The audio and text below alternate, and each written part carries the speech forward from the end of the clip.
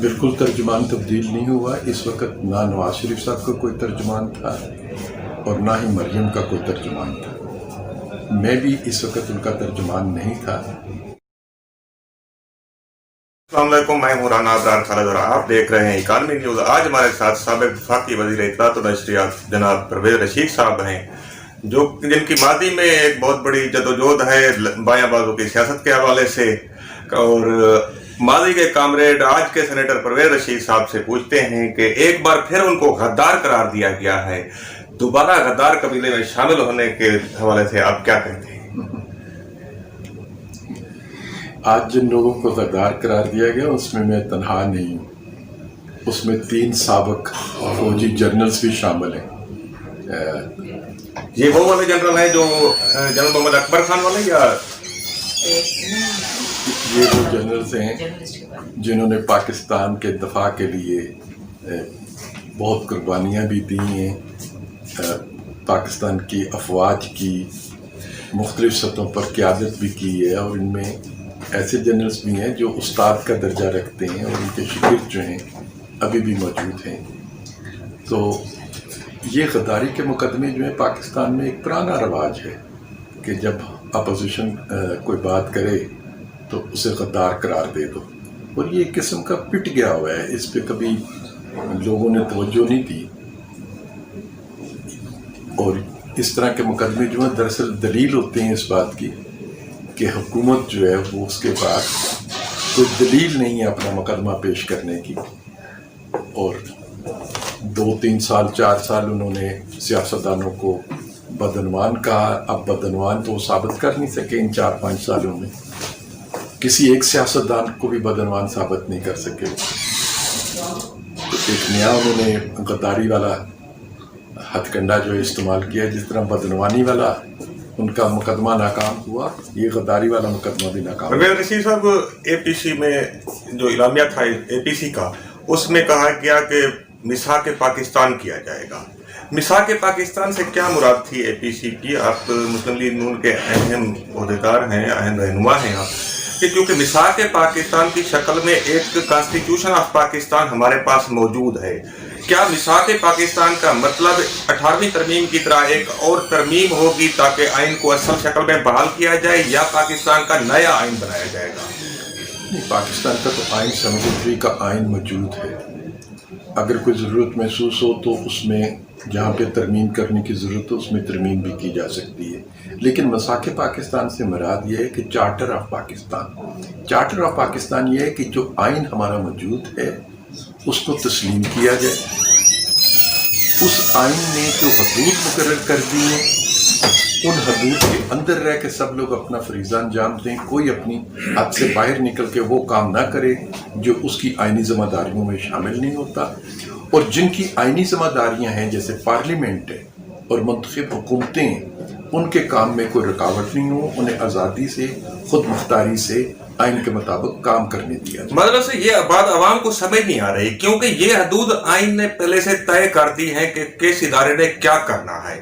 آئین نے اس کے حوالے سے حدود و قیود بھی بنا دی ہیں اور اس کی پینلٹیز بھی بنا دی ہیں. اب یہ کانسٹیٹیوشن ابو دی کانسٹیٹیوشن ہوگا؟ یہ ذرا عوام کو بات سمجھ نہیں آ رہی. آپ ہمارے ناظرین کو تھوڑا سا سمجھا دیں کہ یہ کیسے اپلائی کیسے ہوگا. پاکستان کے لوگوں کو یہ بات بہت اچھے طریقے سے سمجھ آ رہی ہے کہ آئین پر عمل نہیں ہوتا اور بہت سے آئینی حدود سے باہر نکل کے اقدامات بھی پاکستان میں کر لیے جاتے ہیں. اسی لیے پاکستان کے عوام جو ہیں وہ پی ڈی ایم کی جدوجہد کے ساتھ ہیں. ساروں نے اس کو ویلکم کہا ہے اور اسی لیے حکومت کو غداری کے مقدمے بھی قائم کرنے پڑ رہے ہیں. 2 روز پہلے لاہور میں جو مسلم لیگ نون کا ایک پاور شو تھا، اس کو فلاح پاور شو کہا جا رہا ہے. آپ اس والے سے کیا کہتے ہیں کہ ویسے دیکھنے میں بھی یہی آیا ہے کہ کوئی بہت زیادہ لوگ نہیں نکلے ہیں، اگر آپ قرآن محسوس نہ کریں تو اس کی کیا وجہ ہے؟ میرے خیال میں لوگوں نے اس میں بھرپور شرکت دی. ہمارے کارکنوں کی کال تھی، ایک مسلم لیگ لاہور کے کارکنوں کی کال تھی، اور مسلم لیگ نون کا لاہور کا کارکن بھرپور طریقے سے میدان میں آیا. اور پی ٹی آئی کے لاہور میں جتنے جلسے ہوئے ہیں، صرف اگر جو فوٹیج دکھائی جاتی ہے مسلم لیگ نون کے اس جلسے کی، اس فوٹیج کو دیکھ لیں اور پی ٹی آئی کے جو جلسے لاہور میں ہوئے ہیں ان کی فوٹیج کو دیکھ لیں، تو یہ جلسہ ان کے مقابلے کا جلسہ تھا، کسی طریقے سے بھی ان سے کم یہ جلسہ نہیں تھا۔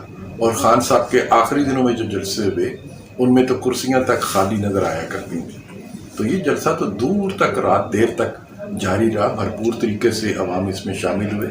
صرف ہماری خوش قسمتی وہ نہیں ہے جو خان صاحب کی تھی کہ ان کے جلسے سے 3 دن پہلے میڈیا جو ہے اس کی ہائپ کریٹ کرنا شروع کر دیتا تھا، اور پھر جلسہ جو ہے اس کو شروع ہونے سے پہلے دکھایا جاتا تھا اور ختم ہونے کے بعد تک 2 دن اس کا ذکر کیا جاتا تھا۔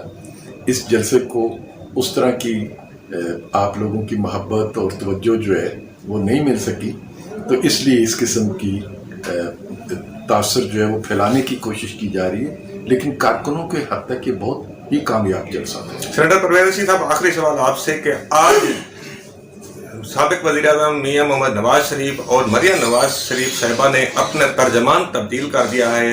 پہلے یہی سمجھا جاتا تھا کہ پرویز رشید صاحب ان کے ترجمان ہیں، اسپوکس پرسن ہیں، لیکن آج ایک ایسے شخص کو اسپوکس پرسن بنایا گیا ہے جو کہ گزشتہ مہینوں کے دوران چیف آف آرمی اسٹاف کے ساتھ کافی ساری ملاقاتیں کر چکا ہے، اور اس کو عسکری ترجمان بھی کہا جا رہا ہے کیونکہ وہ پاکستان کی ایک مخصوص تاریخ سے تعلق رکھنے والے جنرل عمر کا بیٹا ہے۔ آپ اس حوالے سے ترجمان کی تبدیلی کو کیسے دیکھتے ہیں؟ بالکل ترجمان تبدیل نہیں ہوا، اس وقت نہ نواز شریف صاحب کا کوئی ترجمان تھا اور نہ ہی مریم کا کوئی ترجمان تھا۔ میں بھی اس وقت ان کا ترجمان نہیں تھا۔ میں 2013 کے الیکشن سے پہلے یہ کام کرتا تھا، 2013 کے الیکشن کے بعد یہ میری پارٹی نے مجھے یہ ذمہ داری نہیں سونپی تھی۔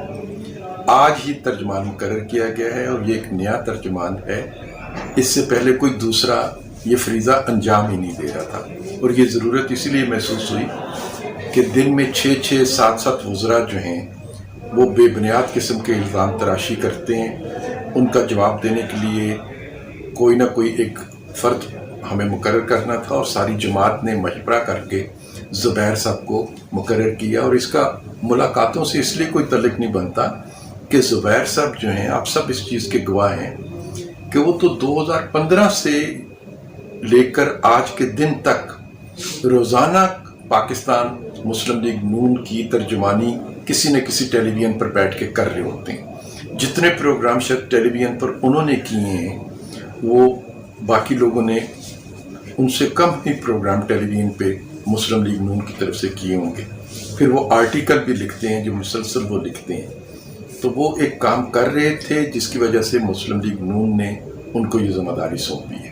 بہت مہربانی آپ کی۔ ناظرین، آپ نے پرویز رشید صاحب کی باتیں سنی ہیں، فیصلہ آپ نے کرنا ہے، فیصلہ میں آپ کے اوپر چھوڑتا ہوں۔ اللہ حافظ، اگلے پروگرام